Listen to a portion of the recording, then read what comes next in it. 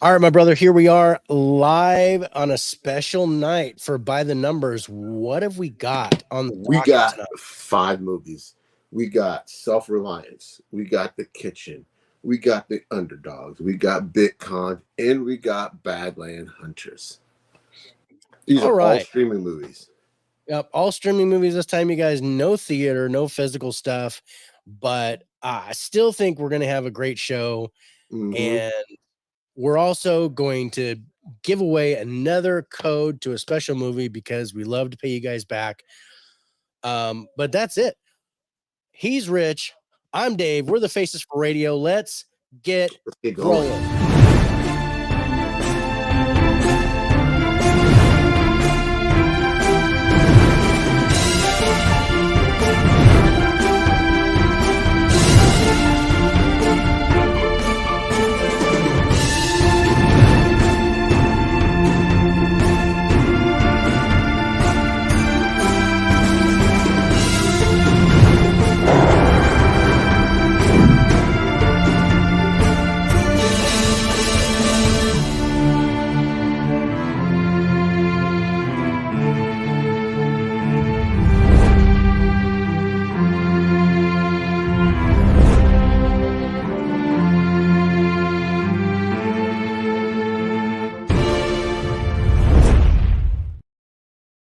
What is up, everybody? Thank you for joining the Faces for Radio podcast as we present By the Numbers, where we take new releases and we take 5, not 4, not 6 today, but 5 new releases.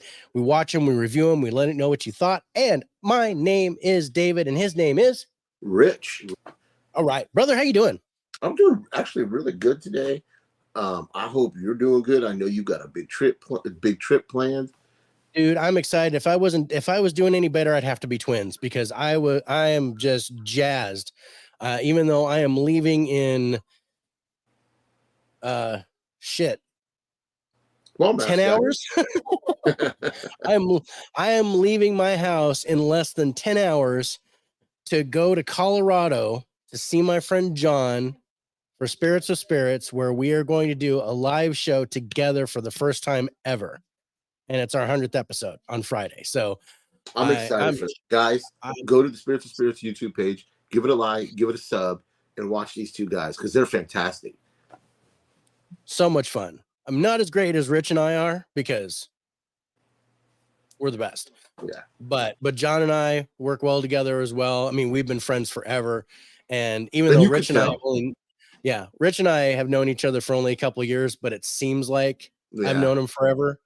So that's amazing. But we want to say hey to Jay. Jay, my brother, you are the first one on. So yes, you get the cookie. There you go. Chocolate chip just for you. But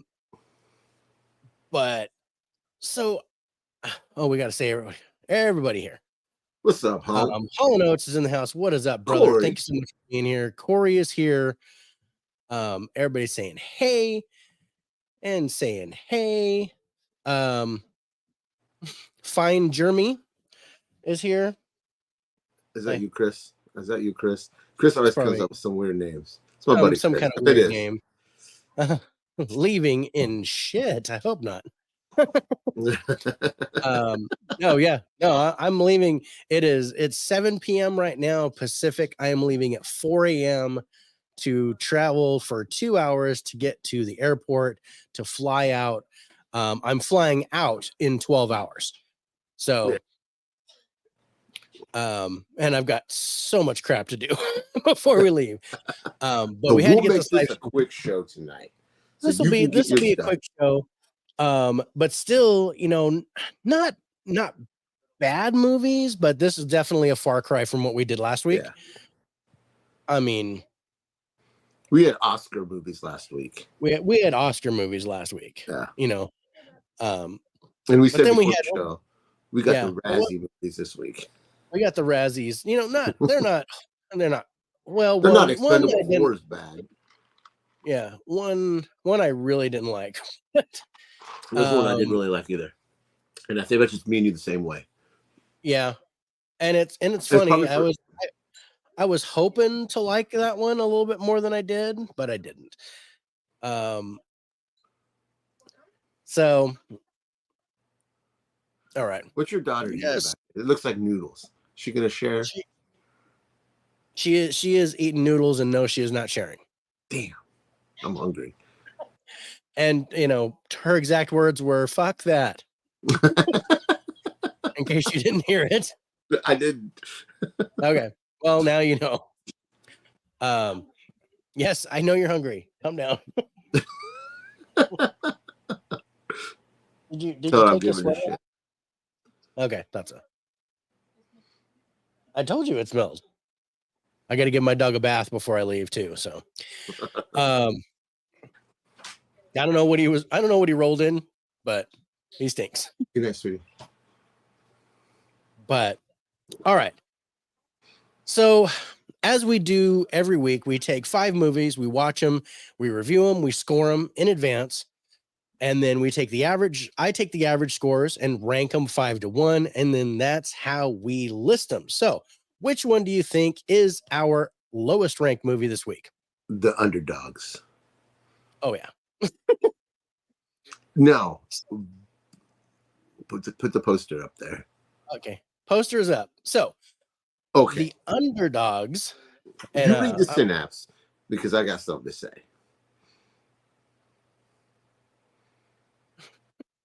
Why don't you call me that, Rich? I'm jealous.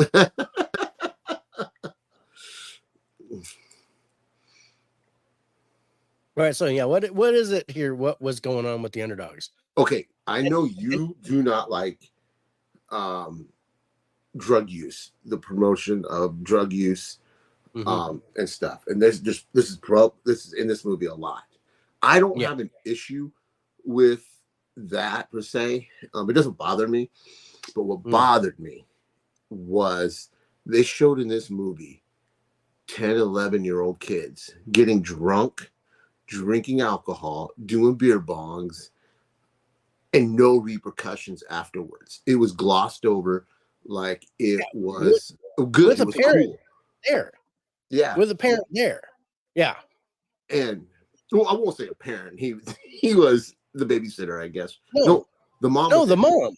Yeah. Yes, you're right. The mom was there. Yeah, Superstar's mom was there, and she seemed to be the pickiest one. Yeah. And knew who Snoop Dogg was, or JJ, or whatever his name was. Yeah. That really bothered me. It bothered me too. Because it glorified. I mean, we all drank when we were underage, okay? This is a different kind of underage drinking. Bite your tongue. I did not drink when I was underage. And I'm sticking to that story because my daughter's right behind me. I just did not like the way it was handled. I didn't think it needed to be in there because they made it look like a party, like it was a fun thing to do at 11-year-old for 11-year-old kids. That just really, really bothered me for this movie. They could show the adults smoking weed, drinking. I don't have an issue with that.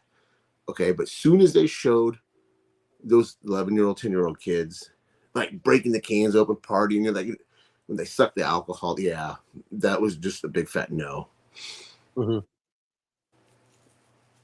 yeah, I agreed. I had a tremendous problem with this, and and this all boils down to, I mean, I know Snoop Dogg, and they said it at the end of the movie. Snoop Dogg has that league that he runs, and he helps underprivileged kids, and it's all awesome. But it just seemed like he tarnished that by doing this movie.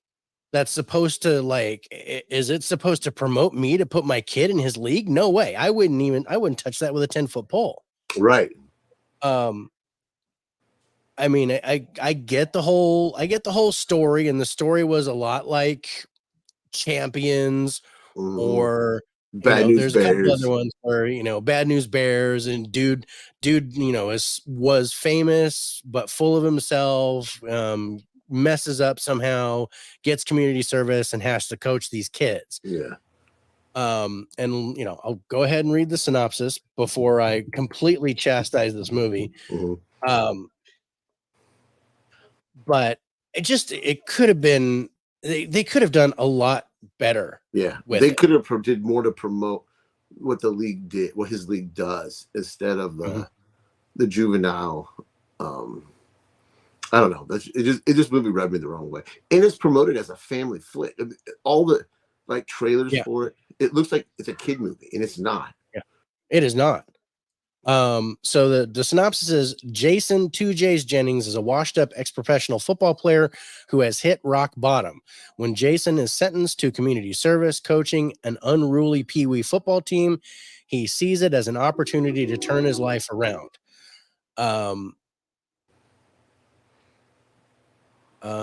Okay, I gotta make sure that. Oh, what's up, Jeff? Want to say hey to Jeff? Jeff, hope you're doing good.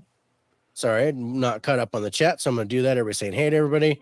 I never went to a kegger or two when I was in high school, and I never do beer bongs. Wink, wink. Of course. But this isn't even high school.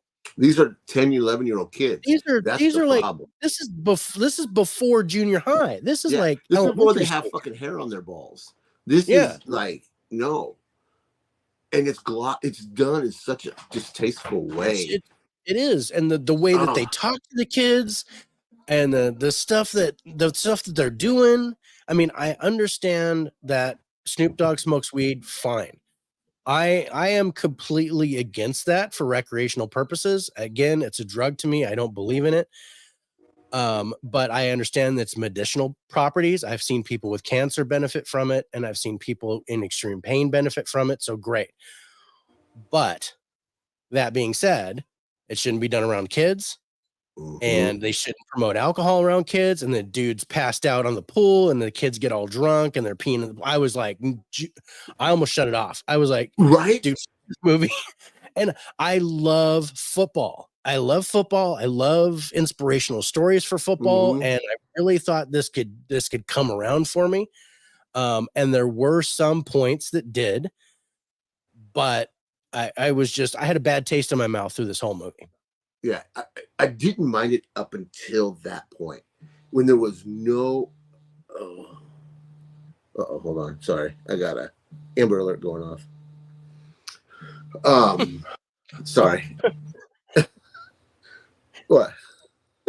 Oh, I lost my train of thought went away with that. We're talking about kids doing drugs and stuff, and all of a sudden there's an Amber Alert. I don't know.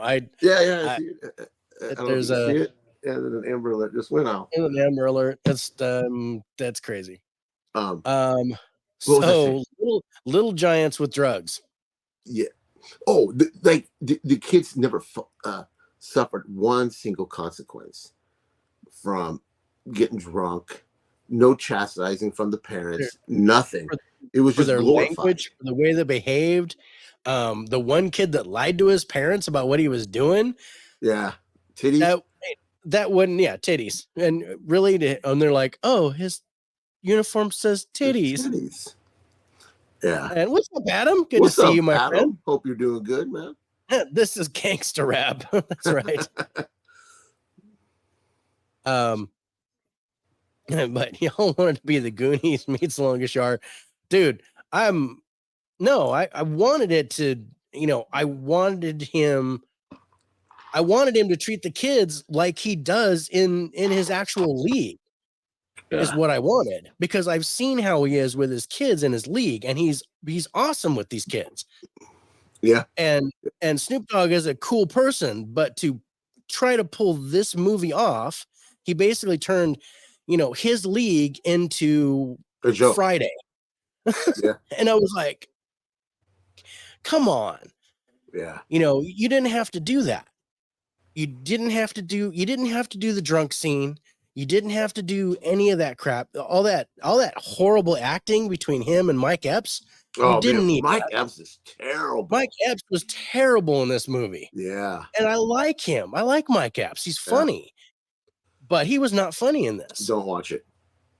And what's up, Tiana? It's good to see you. With all the movies you reviewed for By the Numbers, have you ever stopped a movie and didn't finish it? No, I've stopped a movie, but then finished it later. And most recently that was Baby Shark. But that was for High Five. As far as by the numbers goes, I watch it all the way through, and then I go, fuck that movie. Why did we pick that? Why did Dave pick this movie? Why did pick it? I'm like, who picked that? And I'm like, Underdoggs. I think Rich picked that one. I picked this one. So yeah, I'm throwing you under the bus firmly with this one. At the gym working out, but listening. All right, brother. Appreciate it. But everybody, I'm just playing. I haven't seen it. Well, I mean, I don't know. I wouldn't recommend it. There was some cool football stuff, but there was just, I don't know. I didn't. The CGI when they used it was fucking terrible. I'm so sad that I can't check out Underdoggs. I'm sad that I watched it. I'm really disappointed that I watched it. I didn't. And this is not a family movie. I mean, it says rated R right on the football, like family movie. Yeah, even though it says R on the football, but yeah, I think like I was expecting like Hardball with Keanu Reeves. That was a brilliant movie. Yeah. If they'd have done something similar to that, but like I said, if they'd have just done what Snoop actually does with his football league, it would have been brilliant. And it inserted this stupid like JJ persona that is full of ego and crap like that, like they did with the Rock and game plan. When he was younger, looked nothing like Snoop Dogg. Looked nothing like him, but I recognized him. So Mike Epps is usually funny, but I don't think he's a really good actor. No, but I mean, he can be a comedic actor. Yeah. And I think this was trying to be funny, but you're trying to do adult comedy with 8 to 10-year-old kids. Yeah. And they were also talking about, dicks and farts and making jokes and talking about having sex with women and stuff like that. And it just did not work for me. I 100% agree with you. No, I guess I'm prudish that way, but I just did not think I didn't think as prudish about the drug use. Like Dave and Rich are accountability buddies. I don't think they ever. No, we don't quit. No, we get a little bit peeved at each other for making each other watch a damn movie, but ultimately we do our job, and that is we try to watch it so you don't have to. Like I would say, I'm not as prudish as with the drug use and stuff, but man, that alcohol, that just. I am, but yeah, the alcohol did. Well, I was like the weed. I know I'm allergic to weed, so that kind of messes me up anyway. But I know it's legal in a lot of states, and I'm like, okay, I can let that slide, but I still don't think it should be done around kids. Oh, no, it shouldn't. But the alcohol was an issue, and that was that whole scene should have been eliminated from the thing. I would have liked the movie a lot better if they hadn't done that whole scene at the pool. Okay, now, do you remember the outrage for that movie, Cuties? Okay. Yes. Okay, there should be the same level of outrage for this movie as there was that Netflix movie, Cuties, in my opinion, because this is just as bad. Just with that 5-minute scene. Yeah. So yeah, Tiana says, so it's a good thing it didn't come to Canada. We were talking about that because I told Tiana that I was watching that, and she's like, yeah, I can't get it. It's on Prime, but I can't get it in Canada. And I'm like, oh, darn, that's weird. And then, yeah, I'm so glad you didn't get a chance to watch it. I'm really glad. Mike Epps was really good in Next Day Air. I did like Next Day Air. I agree with that. And Sparkle, all serious roles, John Doe, he's good at times. Yeah, okay. Yeah. Yeah, maybe I haven't seen the right ones in the catalog, Cal, so I'll definitely judge less. If this humor comes out in the 80s, it is less cringe. I don't know. I don't think you can put, no matter what era it is, 10-year-olds drinking alcohol. I think maybe, because I know in Bad News Bears they drank beer too, but it was a lot tamer than what they did here. Yeah. Because this looks like the one thing missing from this scene was chicks in bikini showing their tits, because it was almost like a Girls Gone Wild. Yeah, it was almost like an MTV, spring break thing. Because the way they did the music and they were partying, like they were having a great time. Threw up on the ping pong tables, and I was like, why? Why am I watching it? Like, I think they went too far even for the 80s. I think it was still cringe. Yeah. But it would have been I think it might have been perceived as funnier in the 80s because of the way the Bad News Bears did it. Yeah, that's true. The title card says all from blunts. I never to noticed runs. it until you just said that. Yeah, right there. And I want to be. I saw that, and I'm like, great, what a great tagline. But I figured it's Snoop Dogg. I understand. I'm not a fan of Snoop Dogg. I don't get his appeal. I think he's a nice guy. I'm not a fan of his rap, but I think he's a nice guy. I think he's great with kids. I'm a fan of his relationship with Martha Stewart. I think the two of them are great together, and it's really kind of an odd couple type of thing. But I was so disappointed how this was played out. I say avoid that. He could have done so much better and made this, even more of a promotion to his football league, because he's done some great things with his football league. And look at all afterwards, all the in the credits where they talks about what's come out of his football league. Yeah, and none of that could have been seen. I wouldn't have even associated this movie with his football league. Yeah. I agree. Oh man, y'all hating on the Dogfather. No. I understand, Cal. I understand. No, I'm actually a fan of his work, and I approve of the stuff that he does. I'm not a fan of his music. I like early Snoop Dogg. I've just never been wired like that. But I don't know. I lost a little respect for him for this movie. Yeah, I actually did. I loved him in Bones. See, I didn't like that either. I'm just not a fan. I liked Bones. I thought he was great in that. But yeah, I don't know. Let's go to our highlights. Let's look at our numbers. Let's look at our numbers on it and get this kind of out of the way. So we both gave the cast a 10. Yeah. Let's see, Rich, your next highest score is a 7 for the subgenre. And then you have a 6 for the sound. And then basically 5s, 4s, 3s, and a nice 2 for the trailer. I have 7s for the ending and for the sound. And then I threw a 6 to the subgenre. And then I have 5s, 4s, and 3s, and a 2 for the acting. But I went 5 for the acting. I went 2 for the acting. Yeah. You went 2 for the trailer. I think I went 5 for the trailer. So I hope he gives you the people's elbow. Okay. That's a bony ass elbow in the ring too. Yeah. But I liked Bones. Been many, many years since I watched it. I think I watched it like 2 or 3 years ago for something. And I was like, oh yeah, I remember that. All right, so let's go to our final scores on Underdoggs, coming in 5th place, you guys. IMDb is giving this a 5.6. Rotten Tomatoes critics score 39%. Audience score 58%. Rich gave it a 51. I gave it a 52 for an average score of 51.5. Yeah. It's about right. If not, it should be lower. Yeah. I've had the people's elbow done to me, so I just want to let you know that was pretty fun.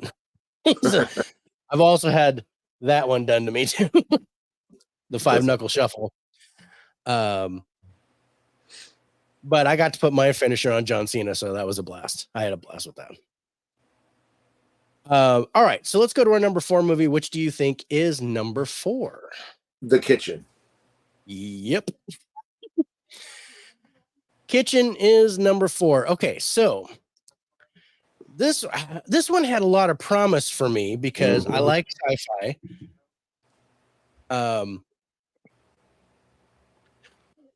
But let's go ahead and go to the synopsis on it. It says in a dystopian future London where all social housing has been eliminated, Izzy and Benji fight to navigate the world as residents of the Kitchen, a community that refuses to abandon their home. Yeah. What were your initial thoughts on this, bro? Well, the trailer. I mean, I remember seeing it wasn't even really a trailer. It was kind of like it was almost like a teaser. And I said, "Oh, this kind of looks cool. The backdrop looked great." So 2.5 out of 5. I've technically seen and enjoyed worse movies score wise. Yeah. I mean, if I'm gonna put stars on the Snoop Dogg movie, it'd be 1.5 stars for me. I think I gave it 2. I think I gave it 2. This one, the acting in here was okay. I appreciate that, man. Oh, hey, what's up, John? Speaking of which, what's up, John? Hope you're doing good, brother. I'm gonna see you in about 24 hours, maybe a little bit less. Once I get there, can't wait. Oh, I gotta see the kitchen. Okay, so here's the thing. This is co-written and co-directed by Daniel Kaluuya. And I like him. I respect him as an actor. But this was boring as hell. This was slow. It was very slow. And I think I put it best when we were talking before the show. This is a futuristic telling of a deadbeat father. Yeah. It is what this is. I think sorry, go ahead. Let's go ahead. I mean, no, you go ahead. Finish your thought. So that there's some technology and there's some stuff going around, but so the kid's mom dies, and the guy Izzy, he works at the funeral home / arboretum because they turn the dead people into plants to make trees out of them, and get lots of money because people pay to have these trees made in their honor. But Izzy shows up at the funeral, and the son's by himself, so the son's alone, and then confronts the guy and says, "Hey, you were at my mom's funeral. Who are you?" And he's like, "I just know your mom." But basically it goes along with that, where they try to get to know each other, and the kid tries to find him and ends up running into this gang, and they're doing stuff, but they're trying to survive. And in the midst of this is this DJ that is spouting off stuff and pulling out this great music. And that's my favorite part of this movie. Is the soundtrack is awesome. I love the music here. And I'm just going to acknowledge the fact that John got Corey's name right because he keeps missing that. He keeps getting Corey and Reed mixed up when we do Spirits with Spirits, because Corey and Reed have come on to Spirits with Spirits and have joined us when we talk about haunted locations and stuff. And it's been awesome to have those guys there. But he got his name right. I'm sure he thought, because it took him a little bit, so I'm sure he thought about it, tried to make sure who it was. But he got it right. Movie, the best part of the movie was when the authority figures showed up and everybody ran and went to their apartments. I don't know, just something about that I liked. That was the most exciting part. That's the most action you got in the movie. Yeah. Oh yeah. Yep. No, that was the most action in the movie. And it was basically the police were trying to drive these people out of this location. Yeah. So that they could tear it down and remodel it into newer shit. Yeah. Basically. And these guys are like, no, this is our home. So, they were shutting off the power, and they were shutting off the water, and they were going and doing raids and, stuff like that. And yeah, that was the most interesting part, but it was so few and far between. Yeah.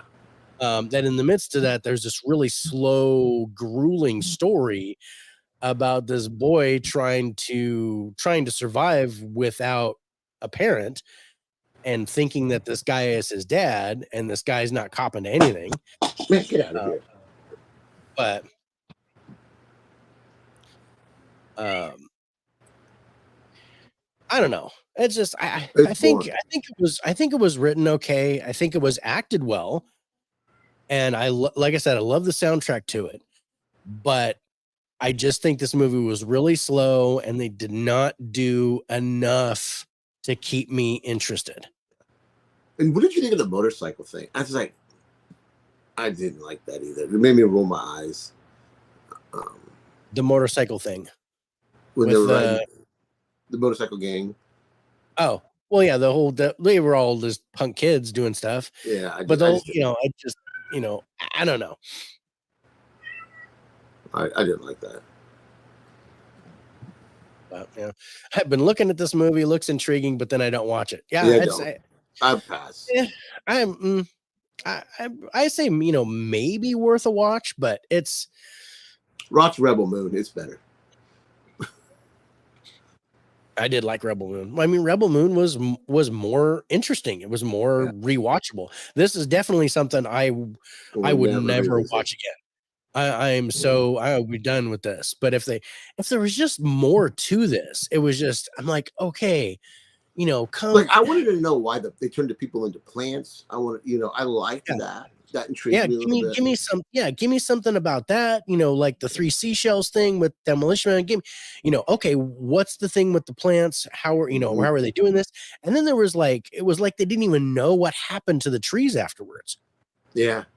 Like they're just we don't know. It's just a tree.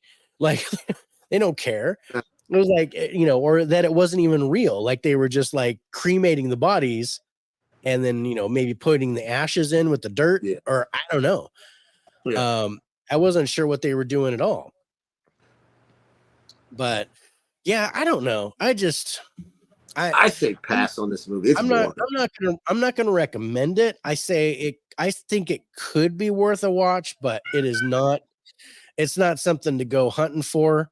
And if you're in the mood for a slow ass drama, with even though it's got a nice little sci-fi element to it, this type of storyline is tired. It's been done so many times with this deadbeat dad not admitting that he's the dad, and then going through all this crap, and the kids going through gangs and getting into violence, and it's been done too many times. Yeah. And I really wish that Daniel Kaluuya would have gone a different direction with this. Yeah. And I think it would have been interesting, but I did like the acting. I liked the chemistry between the dad and his son. And I liked I liked the DJ. I liked what he was doing. And I did like those elements where the police were going after him and they were doing stuff to the kitchen, but they didn't really follow up. Give me more of that, or make that more intense or more consistent to where they're constantly trying to dodge these guys. I also liked, I'm trying to find the positive in this movie. Yeah. He's at his friend's house, sleeping on the couch. He wakes up, and that little girl's there, and just that little moment when they're eating cereal. I don't know. I did like that. Just that one scene. I liked the way it was shot. I liked the way the dad was talking to the daughter, and then she offers him a bowl of cereal. I don't know. That was one of my other favorite parts. And because the guy didn't even know. It was like his best friend from work, and he didn't even know that he was a dad. Yeah. But yeah, I liked that little girl. But I didn't like the fact that he'd left this boy at the skating rink / rave or whatever the hell this place was. Yeah. And then gets mad at him because he ended up falling back in with the gang because that was, because the dude left him there. Dude abandoned him. So I don't know. Yeah. I just think they tried a futuristic way to tell the same old story, and they really need. It doesn't work. It didn't work. But yeah, I'm not gonna say that it's not worth a watch. I think it's worth a watch. I think there is an audience for this, but I'm not gonna watch it again. I won't touch it again. Yeah.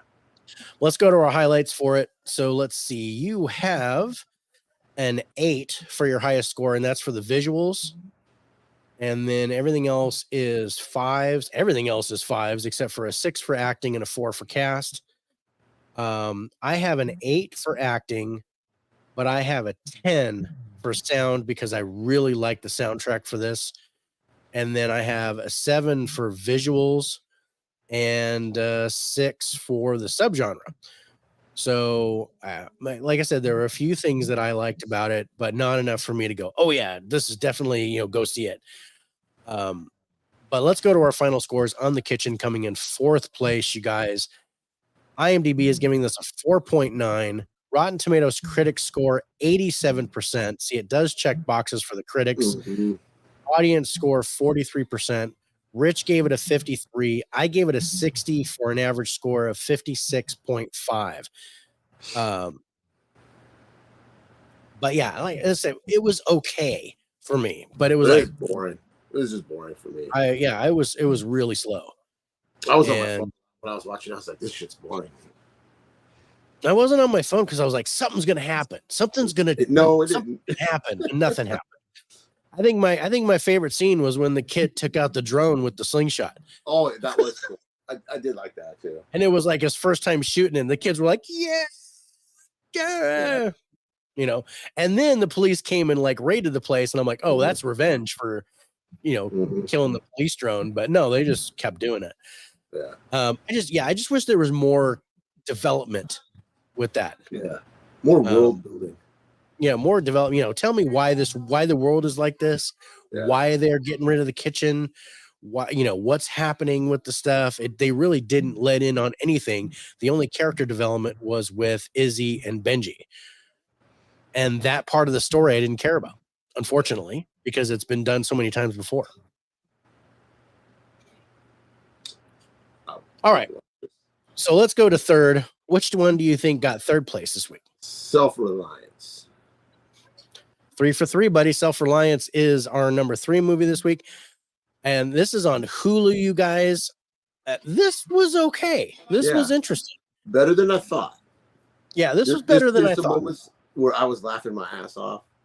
Like when the dude tried to do the synopsis first and then yeah. Let's do the synopsis for this. Let me type this in. So it says, it's a horrible synopsis. So it says, given the opportunity to participate in a life or death reality game show, one man discovers there's a lot to live for. Yeah, that doesn't sum it up. It doesn't sum it up. So basically, so Jake Johnson, from The New Girl, and he's done a few other movies. The voice of Spider-Man. Yeah, he comes in and he just limo pulls up behind him and pulls up next to him, and Andy Samberg says, "Hey, you want to get in the limo?" And he's like, "Shit, yeah, I want to get in the limo. You're Andy Samberg." Then gets in the limo, and the guy's like, "Okay, here's what I want. Here's what you're gonna do. You gotta live for 30 days. We're gonna send hunters after you to kill you, but if you survive for 30 days, you get $1 million." And he's like, "Hell no. What if you accidentally kill my mom or something like that?" And he's, "Oh, here's the stipulation. We can only kill you if you're alone. So the rule is, if you're with somebody, if somebody's within 3 feet of you, then we can't attack you." Right. This the premise sounds fun. Yeah. There's a couple funny scenes where I ain't gonna lie, I laughed my ass off. Yeah. There were a couple scenes I chuckled. There was a couple scenes I groaned because I wanted more Anna Kendrick because she's just awesome. Yeah, I love Anna Kendrick. I don't think she was forgettable for me in this. I didn't really. She phoned this. But it was her story was interesting because I and then I also I don't know why, but the bum, I like the bum. I don't know what the deal was with the bum, and I actually thought there was something else. His brother-in-law. Was it his brother-in-law? The big black guy. Yeah, his brother-in-law. Oh, dude, he had me rolling. He was funny. Where you at? And he's in there taking his shit. I don't know. He's taking his shit. He's like, "You're supposed to take me with you." It's like, "I'm taking his shit. I'm not bringing you with me, dude. I can't be alone. I got to come with you." He's like, "No." That had me rolling. Just the way. That was funny. And then he picks him up off the toilet. It's like, "Look, there's a bad guy right there." And he's like, "Good, God damn it, I'm on the toilet." That cracked me up. I think there's enough funny parts to say that this movie is worth a watch. And the Ellen DeGeneres look-alike. Yeah, I mean, come on, you get Andy Samberg, and I think Andy Samberg's film company, or he has a connection to this movie. Yeah, somehow. My son David watched this with me, and he said something about his trio, I guess a band that he's a part of, and I guess that's that's the name for the picture company that actually did this. So Andy Samberg's got a connection to this movie.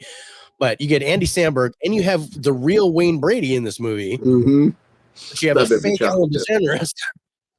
Yeah. He's and I was like, busted tooth. Yeah. Normally, I like Jake Johnson. That's his name, right? Yeah. I'm a fan of his. I love him in Drinking Buddies, one of my favorite movies. I don't know if you've seen Drinking Buddies. That was fun. I enjoyed that. I really liked that movie. He was serviceable in this. Not his best. No, not his best. I don't think it was Anna Kendrick's best. Right. I don't think this was written very well. But it was passable. The story was passable. The funny parts were pretty good. The action was pretty good. So it's not go chasing after this and watch this right away. But it was if you're bored, it was a decent watch. And it's better than some of the stuff we've seen on Hulu recently. Yeah, Hulu doesn't have a good track record. No. Because we were like, especially if it's a Hulu original, we're like, okay, wow. Not since the Alien one. I think that's the last one. Oh yeah, that was a good one. I really liked that. Yeah. I don't know if that was a Hulu original, but I really liked that one. Yeah. I think Hulu bought it. I think Hulu bought it too. But this was pretty good. I think this was the ending with the $1 million made me chuckle. Yeah. Because loophole. Yeah, there's an issue with that. But it was kind of, like Christopher Lloyd is Jake Johnson's dad. Yeah. And you got a pretty good cast going on here, but there's just a lot of glorified cameos, really. And it's really Jake Johnson's show. Even Anna Kendrick. Sprinkle Anna Kendrick. Yeah, you get a sprinkle of Anna Kendrick, you get a sprinkle of the bum, you get a sprinkle of the mom and the sisters and the brother-in-law. You get like one scene with Wayne Brady, you get two with Andy Samberg, you get one with Christopher Lloyd. So you got like these little cameos, and then the rest of the time it's Jake Johnson kind of holding it together. Yeah. And not bad. So let's see. His group is called The Lonely Island. I think that was the name of the film company or something, was like Lonely Island, but I wasn't paying attention, and my son commented on it. Yeah, it says the Lonely Island as the production company. So that's why I was thinking he was saying that Andy Samberg has like produced this. But let's go to our highlights for it, which isn't much. That's not much, but we both have a 10 for the cast because, like I said, these are cameos where we have to give bonus points for that. Let's see. Other than that, you have a 7 for the story, and then you have 6s for the acting, ending, direction, and genre. I have a 7 for the trailer, because the trailer kind of cracked me up, and I have a 7 for the genre, and then I have 6s for the ending, visuals, direction, sound, and subgenre.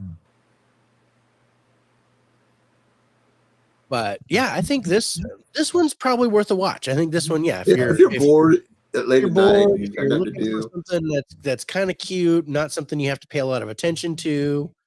Yeah. And you like Jake Johnson because it's kind of his humor. Yeah. Then take a look at this. This is not bad. And if you look at our scores, you'll understand why we say it's not bad. It's not good, not bad. So they did a bunch of digital shorts for SNL, like Dick in a Box. Right. Thanks for that, Jay. So let's go to our final scores on Self-Reliance, coming in third place this week. IMDb is giving this 6.1. Rotten Tomatoes critics score 75%. Audience score 63%. Rich gave it a 60, and I gave it a 64, or a total average score of 62. Yeah, it's not bad. It's not bad. Yeah. It's not something to go chasing after, but it's not bad. They did a great Jack Sparrow song. Okay.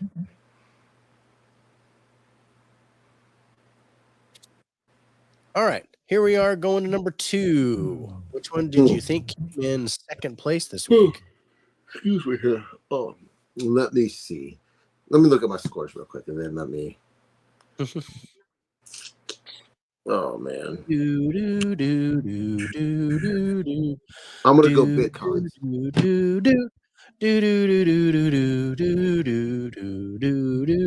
Yes, Bitconned comes in number 2 this week, you guys. And you know what? Yeah, this was interesting. This was an interesting documentary. And I did not like this guy, but I couldn't help but like this guy. That's what I told you. I think when I first watched it, I was like, this dude's a fucking asshole, but I like this guy. I know this dude's a prick, and he knows it, and I like it. It was like what I told my doctor when he did his my shoulder surgery. He was like, so what do you think? I said, I think you're an asshole, but I wouldn't have anyone else do surgery on my shoulder. I did not like him, but I knew he was the best guy to fix my shoulder, and he certainly did. Because I couldn't lift this arm in 2015. Because I broke up a dog fight, and it like tore every tendon in my shoulder. He went in there and fixed it. He fixed everything and shaved my collarbone down because my rotator cuff was tore up, and it did all kinds of stuff. And yeah, it made it so much better. Well, that's good. But yeah, he was a jerk. Bitconned, was such an a-hole. Oh yeah, dude, he was.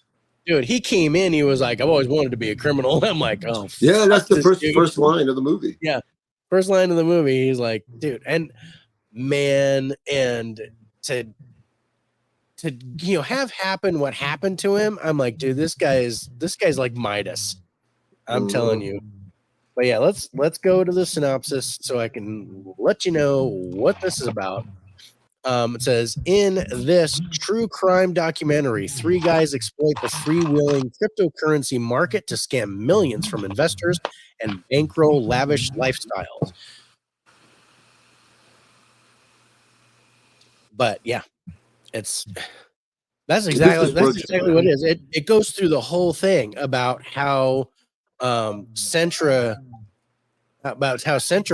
started, and with cryptocurrency and with the Bitcoin market and stuff like that. It was really interesting stuff. Yeah. Jay says this was a good documentary. The second he popped on the screen, I knew he was a dirtbag. I know, right? You just look at him. He just looks like he's made of grease. He just looks like he's made of grease. Great villain. Like nothing could stick to him. Yeah. And obviously it didn't. And it didn't. He was God. He's getting ready to start a new business, and it was like, dude, I'm like, but just the way that it came about, and the fake the CEO car rental place, with the Miami luxury thing, and and then man, I can't believe they got away with what they got away with. Yeah. I can't believe it. But I knew some of this. Familiar. It was kind of, one of the reasons why I didn't touch cryptocurrency, because I was like, something is up with this. This doesn't seem right. So I never touched Bitcoin or cryptocurrency in any way. Yeah. And I think it was because of these articles like this, but they said, what was it, like like 78% of all cryptocurrency, back when it was like in its heyday, were fake. Yeah. Something like that. Like almost 80% of all cryptocurrency companies were fake, were scams like this. And I think it said 78%. Yeah, but people fell for it because it was like, oh wow, you can get money really fast. It's like, it's like those late night, I came over on a boat. Now I own a boat because I got into real estate, and you can too. And you get Tony Robbins telling you that you can do anything, and so you buy into his stuff, and then you don't do everything, and you end up paying money. And it's the same type of thing. Everything they did, from just pulling the old white guy. NFTs are a perfect example of that, Cal. Because I'm like, what the hell is an NFT? Who's going to do that? Yeah. Like the guy they put up as their president of their company, they just some random dude. Yeah. Some random dude that they fucking identity theft him or catfished him. Yeah. They just grabbed a photo. CEO, they just grabbed they looked up old white guy. Yeah. And grabbed a random picture. And this guy should be in prison. This guy should have gotten everybody else did time. Everyone else did time because he's the one who ratted, threw him under the bus. Okay, but what do you think of that other? Do you think that other dude was shadier than him? The only thing was it was his idea. He came up with the whole scam. Right. But at least he was the one that was like trying to make it legit. He was trying to make it work. This guy didn't care. No, he was high. They said he was high. He was high as a kite the whole time. He just wanted the money. He just wanted the money. He didn't care if it was real or not. He didn't care who he was scamming. That dude on the cover right there is a sociopath. I agree with you. Yeah, and the fact they got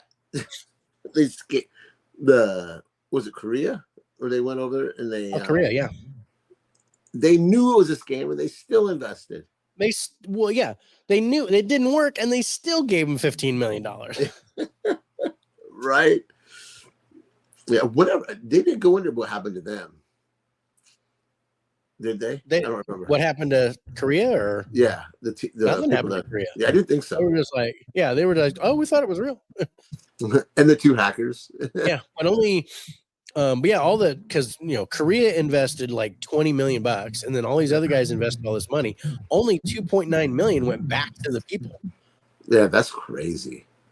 They were stacking that money, man. Yeah, and then all this stuff happens, and this asshole doesn't get jail time. 2 months later, he buys a house, and he doesn't know where the money is. Yeah. Oh God! It just that burns. Even the mom goes, "I'm gonna kick your ass if you say." I'm gonna kick your ass if you make him look like a scumbag. And I'm like, he did. Well, he said all on his own, dude.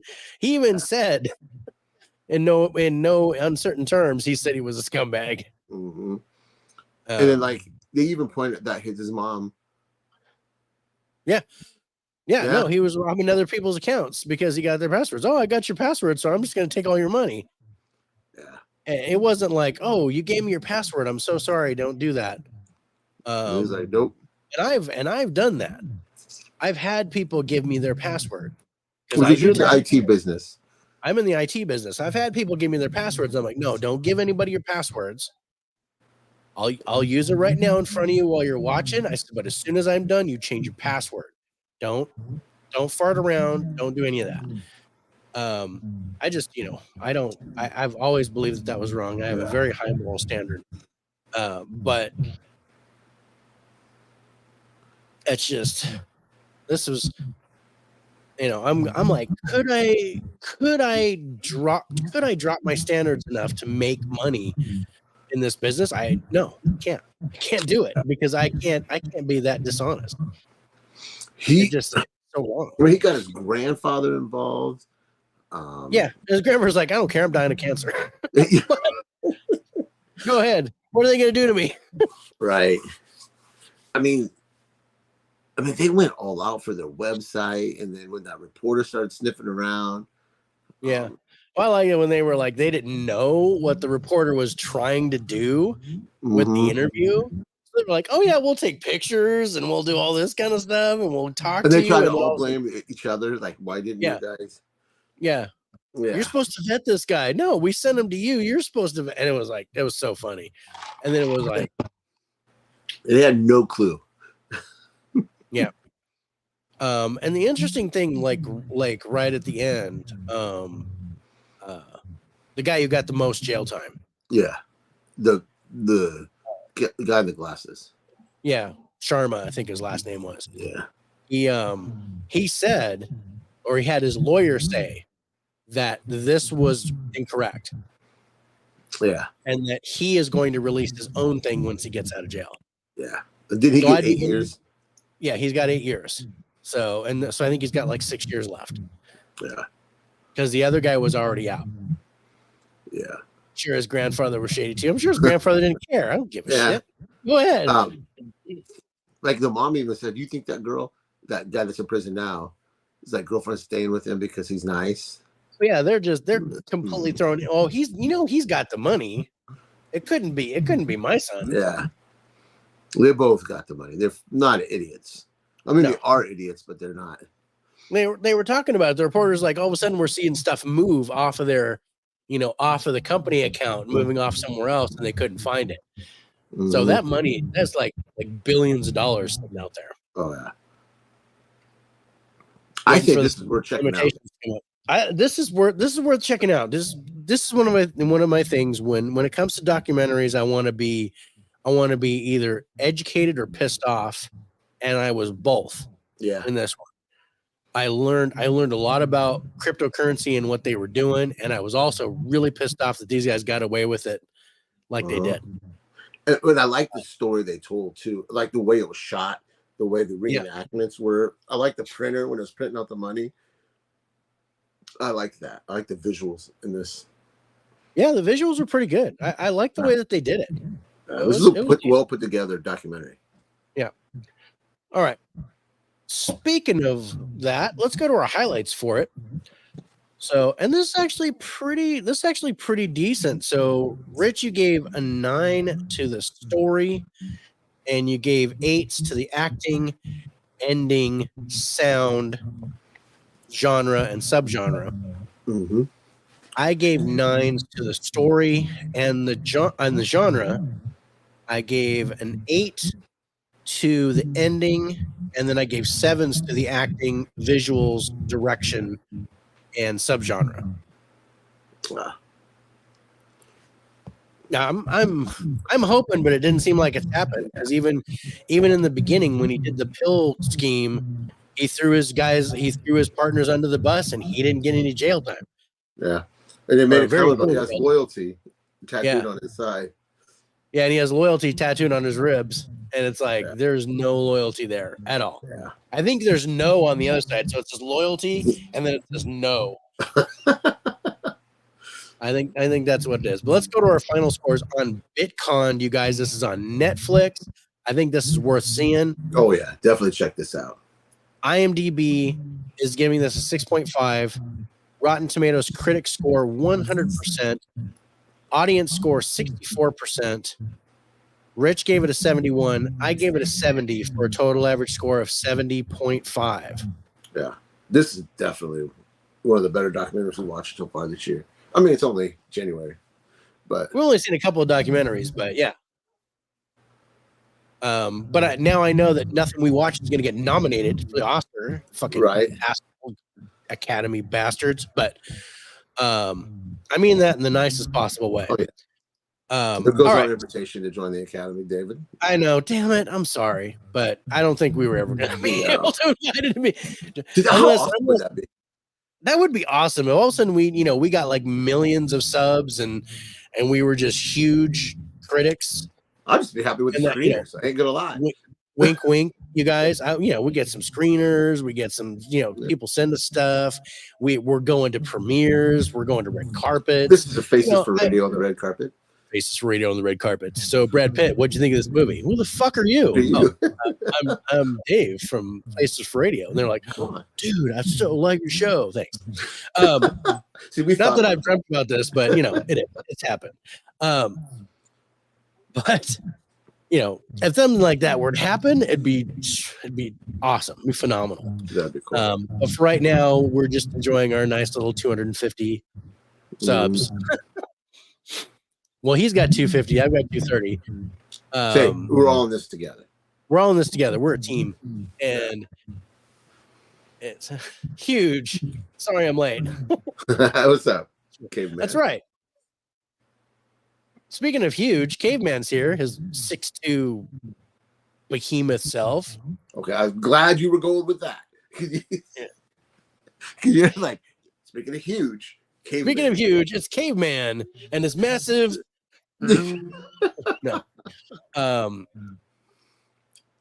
club. His massive club. There you go. Yes, there it is. All right, so let's go to our number one movie, and I think it was kind of a surprise as a number one movie, but I did really enjoy this. I also think this is the most rewatchable. Oh yeah. Yep. No cookie for Caveman. No, wait, before we get to our number one movie. Oh, we have a giveaway. Yeah. That is correct, sir. Thank you so much for keeping me on that. All right. So, as we like to do our giveaways, we're giving away a digital code for The Mist. And I don't know if it'll be in 4K because it's from my 4K set, but I don't know if it'll be in 4K. I think it'll be in 4K. But anyway, if you would like a copy of The Mist, here it goes. First come, first serve. If you get it, please announce it in the chat. Yeah, we're going to be having some more giveaways in the next couple, at least once a week for the next few weeks. At least once a week until we run out of extra digitals. So coming up, we've got another copy of The Mist. We got another Avatar: Way of Water. We got a Dungeons and Dragons. We've got Top Gun Maverick. Spider-Man Across the Spider-Verse. Spider-Man Across the Spider-Verse. I think that's all I can think of right now. Oh, and the Covenant. The Covenant. We've got the Covenant coming next week. Yeah. So the next week is the Covenant. The week after that is going to be Dungeons and Dragons. So if you guys want to get in on those, please join us every week. And we're going to have Jay in-house for Valentine's Day. Oh, he's going to join us? Yeah, he's joining us because we're doing Killers of the Flower Moon. Oh, I didn't know that. This is a surprise to me. So awesome. So Jay is going to be in-house for that one. So are you ready for all 5 of those movies, Jay? Yeah. I gave him the list, and he just said thanks and then didn't talk to me again. So I don't know if he's going to want to watch them or not. I don't remember what's on the list, but I'm going to give it a look. Valentine's Day. We got Argyle. This is the Jay's week. Orion in the Dark. Killers of the Flower Moon. Going to Mars, and Trolls Band Together, which we've already scored. Yeah, Trolls Band Together, we've already scored. We're also going to get a short little video from Grant. Movie Buff Grant is going to give us a short video because he wants to review Orion in the Dark. Oh, awesome. He's going to give us his score for that. Yeah. While we're waiting on that one, I'm going to go ahead and give next week. Jay got the code for The Mist. Congratulations, Jay. Good job, buddy. That's 2 in a row for you, buddy. Yeah, good job. You got holdovers. Thank you guys for your loyalty. We appreciate it. We really appreciate you guys tuning in. And Jeff, dang it, I missed it. There's another copy of The Mist coming. So we'll have another one. Unicorns bouncing in the background. I think you're talking about my granddaughter. So yeah. And yes, I'll be ready. Awesome. Okay, man. Thank you. You are welcome. You're welcome. You're welcome. And it's going to be a pleasure having you on the show, Jay. So I can't wait. I can't wait to see your scores on those. And you're in Iowa, man. That'd be the 3rd Iowa. I'll buy the numbers. Yep. Well, 4th because we got Stacy too, right?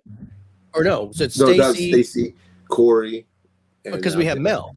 There's Mel. Oh yeah, Mel, but she wasn't on by the numbers. She wasn't on by the numbers, but she was on Comic Talk. Yeah, we'll count. She was on High Five. Yeah.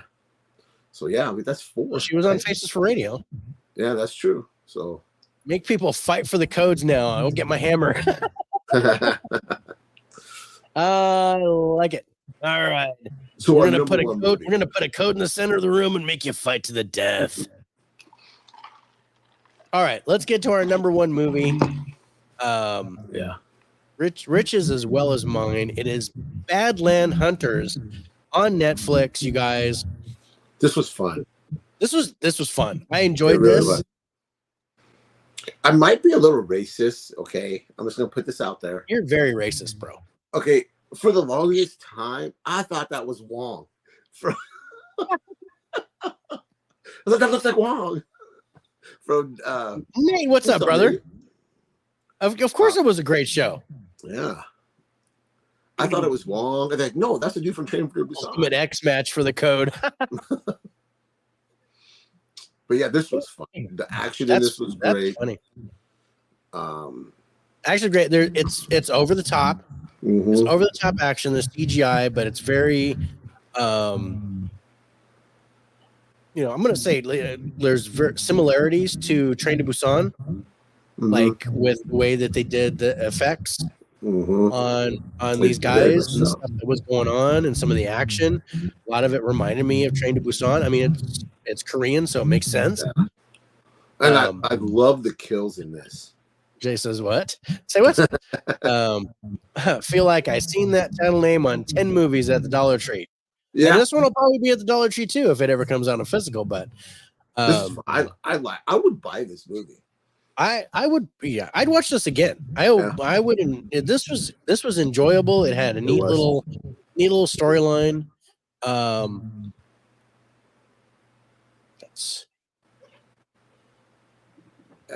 I liked that whole alligator scene. You thought this one dude's gonna be a badass. He's got his bow and arrow, and he's like, "Oh shit, no!" And then, then you see the real badass. So Jay, the runtime on this movie is 1 hour and 47 minutes. So it's not too much out of your day. So let me read the synopsis on it. It says, when an earthquake turns Seoul into a lawless badland, a fearless huntsman goes to rescue a teenager from a mad doctor who has held the teenager captive in a camp full of dangerous cultists. And that does not do it justice, because there's some shit going on here. Yeah. Some like Resident Evil shit, only to a different degree.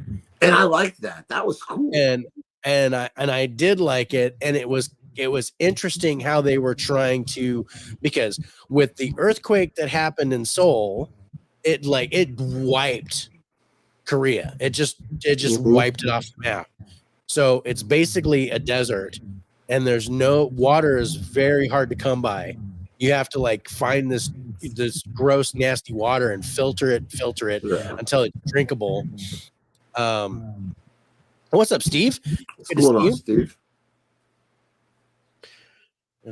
Getting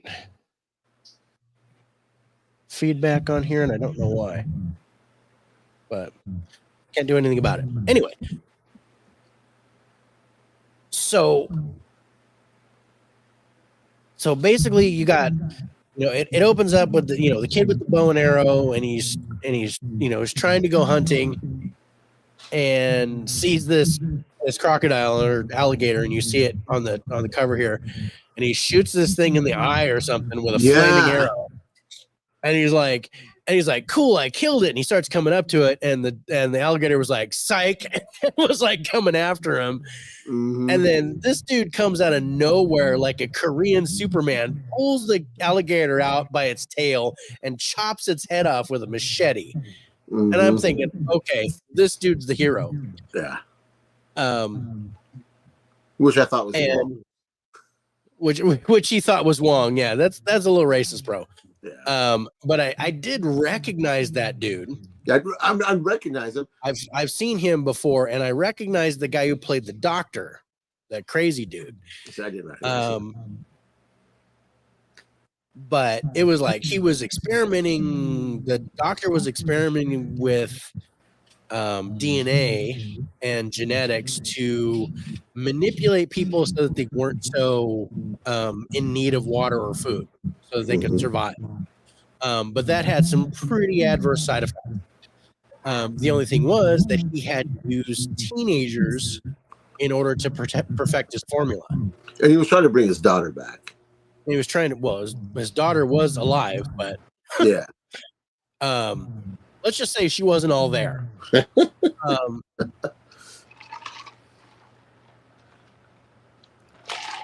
So I just think it was cool. It had really good action, great fight scenes. What did you think of the sound?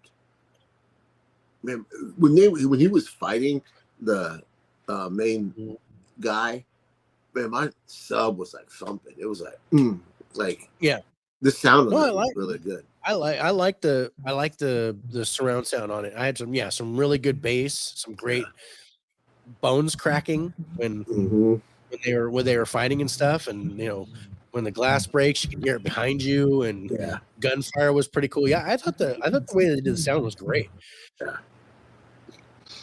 But I liked the CGI in here. I like the effects. I like the dudes in, let's just say, the dudes in the prison in the basement. Yeah, that was pretty cool. I loved that. I was like, why are you hanging out there? Get the hell out of that room. That does not look like it's going to go well. And they'll enter in this former soldier that was with that group that figured out what they were doing, so she ran off. And then she helps them. I liked her. They're a great cast. I liked the crazy makeup girl with all the jewelry that was kept trying to throw her mac on the hero. See, I didn't know if she was a chick with a dick at first. All that dude, because he's like, no. We say trans woman. Oh, I'm sorry. This is politically correct. Sorry. No, but she was scary looking. Yeah, I didn't know. And they were like making fun of him. He's like, oh no, we're not doing that. No. Yeah, because that's what I thought. And she's all, I got a snake. I'm gonna stick your money like this. Yeah. And he's all, no. It was hilarious. There was some funny parts. There was some great action. Little stuff to piss you off, like what they did to the grandma. And then there was just a nice, it was cool. It was fun. I enjoyed it. It wasn't very complicated. It had a cool little story, a nice little twist. And this is what I like. What my Netflix movies. It was a he-she. This is what I want from my Netflix movies. Something fun. You don't have to spend $20 to go to the theater. You get a nice, fun Friday night action movie. You know what I mean? This is what I like from my Netflix movies. Yep. Yeah, I agree with that. And Jay, my wife calls it a schman. Just so you know, not a he. But yeah, I enjoyed this. This is definitely my pick of the week. Me too. I think it's the most rewatchable. It was the most fun.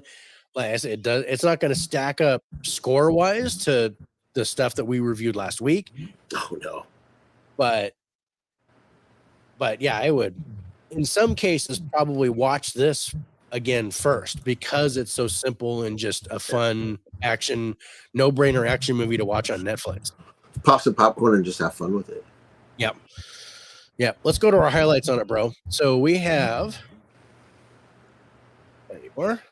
Let's see. I have a 10 for the genre from you, a 9 for visuals, an 8 for the story and the subgenre, and then 7s for trailer, ending, direction, and sound. I have a 9 for visuals, 8s for trailer, ending, genre, and subgenre, and then a 7 for the story. And then 6s for cast, direction, and sound. So I'm like, we're like right there with this. This was good. I enjoyed this. I like it. My biggest recommendation of the night, and it's still not a super recommendation, but this is something to watch on Netflix.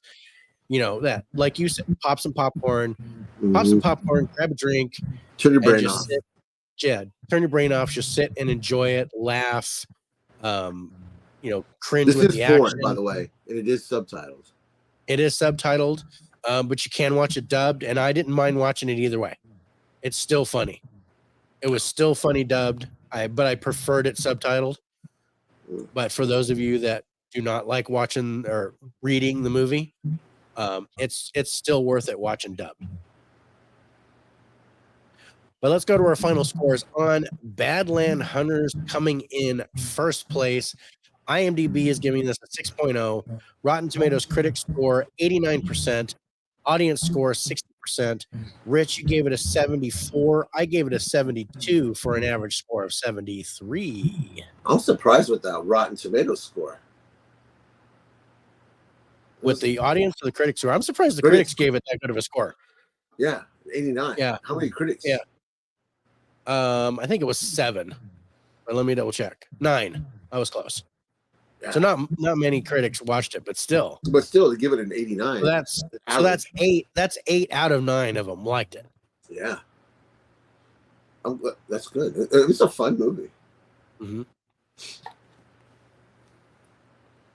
Let me see. Yeah. Next week, we have some movies. We do. We have 5 new ones. We do. Do you want me to do them? No, I got it right here. Okay. We have. It seemed like you were stalling. I just wanted to make sure. No. I was scrolling through my things. I scrolled too far on my list. We have some movies. There's 5 of them. We're gonna watch them. Next week we're back on Wednesday. We have Tiger's Apprentice, which is on Paramount Plus. Yep. We have ISS, which was in the movie theater. Yes. We have Mr. Monk's Last Case on Peacock. Yep. We have Justice League Crisis on Infinite Earths Part 1, which is on VOD and Blu-ray. And then we have a documentary called The Bel Air House, which is on Scare Network TV. And that was interesting. We talked about this, so we're going to start doing some of Scare Network TV's content, you guys, because it is free to sign up and subscribe. So I would love to get you guys over there if there's something that we can recommend. And we're going to start with the Bel Air House. We're going to look at some of the documentaries, some of the true crime stuff, some of the horror films and stuff that they have, and and we'll score those as well. So yeah. We got 2 of them coming up in the month of February. We've got the Bel Air House next week, and we also have on the 21st, we have the Demon Castle 2-part documentary. Yeah, I'm glad you pointed that out to me because I didn't realize it was 700 hours. 700 hours? Yeah, he said it's like a 7-hour long movie. No, it was only 3 hours. It's only 3 hours, but they broke it up into 2 parts. I know. I'm just giving you a hard time. It might seem like 700 hours by the time you watch it. But I am going to tell you guys, this is my first time watching a documentary on Scare Network TV. And I don't know if all of them are going to be like this. I don't know if it's the same production company, but the production's there. It's all the same guy. Billy Lewis does all of it. For the paranormal documentaries, he does the directing, the editing, the filming. He does all that. Sometimes he has different investigators. I was happy with this documentary. I was a little hesitant. I didn't know if I was going to like it. I didn't know if you would either. Because I didn't know the production value. I didn't know, because no one wants to watch a... I'm going to say this. I'm going to say it with respect, like a Sci-Fi Channel paranormal hunter movie. It's just like I can't do those. They just seem so cheesy and so fake. I didn't know if that's what I was going to get with the Scare Network documentary, and it's not like that at all, which made me happy. What are you doing? I think my granddaughter just farted, so I was like, "What is that noise?" He's trying to blame his granddaughter when it was him. Now, if it's me, I'd fess up to it. I'd be like, "Oh, that was me. That was almost poop." But yeah, I thought, especially since with our pickings as thin as it has been, and also I want to promote Scare Network TV, and I think it's great cross promotion. I think it's great cross promotion because we're doing that for Spirits with Spirits. We have a new show that we do for their YouTube channel called Brews and Reviews, where we're doing the same thing that you and I do, but only for Scare Network TV content. So that way I've already scored it. I've already watched it. And I figure we could do the same thing, talk about it more as movie watchers than paranormal investigators. So, and we'll be honest, if I don't like it, I'm not going to sugarcoat it. I will tell you if I didn't like it. Don't want you to. But yeah, I'm gonna be, I told Billy that I'd be the same way. I said I'm gonna give you honest scores, and it's up to you. If you don't want to have us put it on there, if we don't like it, then that's fine. But we'll give you our honest opinion on these documentaries. But what we've watched so far, which has been at least a half a dozen or so, we've liked them. They're pretty good content. See, I was really I think I was not going to like him if the production value wasn't there. Yeah. But he does some pretty good quality work. And that's that's why we got involved with Scare Network TV, with Spirits of Spirits, because we interviewed Sean Austin about one of the documentaries called The Amityville Resurgence. And that we liked that documentary so much that we wanted to know more about Scare Network TV. So we started reaching out to them and trying to talk to them, and then they brought us on board to do our podcast with them. So, and we're in our second season with them, so it's been amazing. So guys, sign up for Scare. It's free. Sign up for Scare Network TV. You can watch John and Dave every Friday. It's not every Friday, right? We film it on Fridays, but yeah, it's just there. So we have all of our season 1 stuff is there, all 32 episodes. And then we're starting season 2 right now. So yeah, we do our show every Friday night, but by the time we send it to him and he uploads it, it's usually like Tuesday. Yeah. When it's they free, guys. But it's free to sign up. It's scarenetwork.tv. Membership is free, and you get to watch all that stuff with ads. If you want the premium service, it's $4.99 a month. Mm-hmm. And you don't get ads. But right now, because of the algorithm and how many people are on it, there's hardly any ads that you get. Yeah, so go on there, do the free membership, and you can watch whatever you want. You might get one ad. But if you want to really support Scare Network TV, do the $4.99. It's $5. It's less than probably Starbucks coffee. Yeah. And it's it's paranormal documentaries, true crime, monster movies, and horror is their genre. They have classic horror movies, they have horror short films and stuff like that. They just got movies like Taking of Deborah Logan and things like that are actually really good horror movies that they have on their channel. So it's available on the internet at scarenetwork.tv. It's available on the Roku app.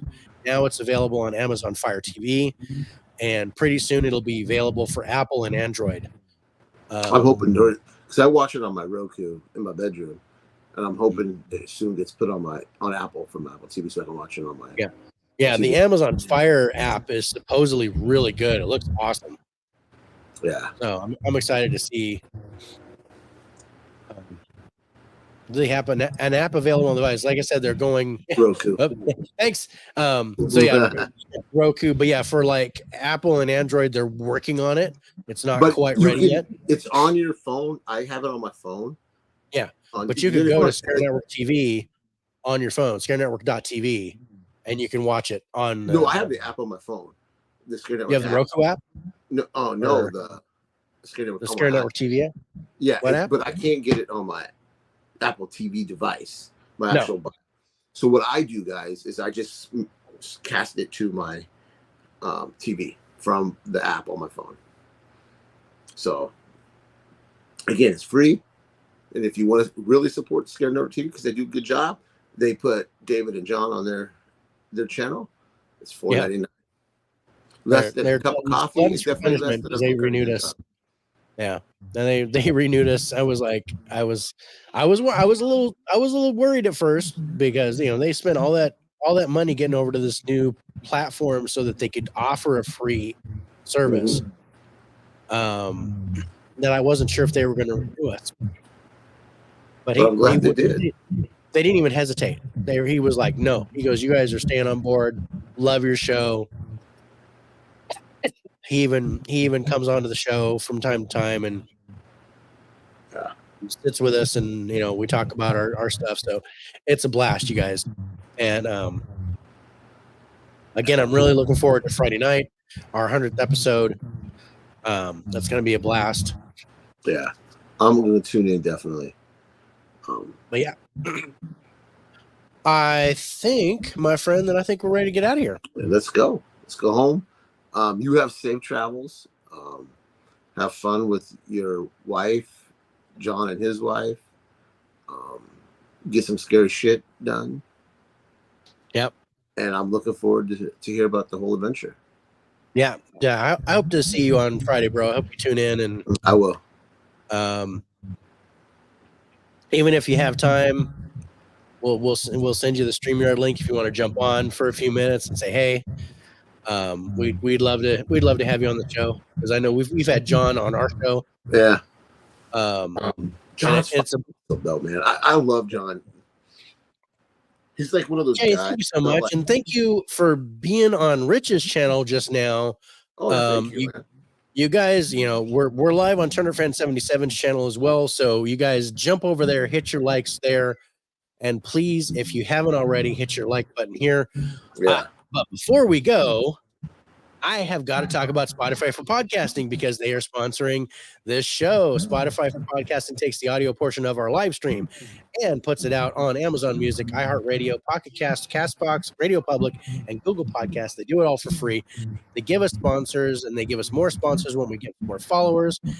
Right now, we are at 25 followers on Spotify, but they do say that our traffic is up by 116% from last year.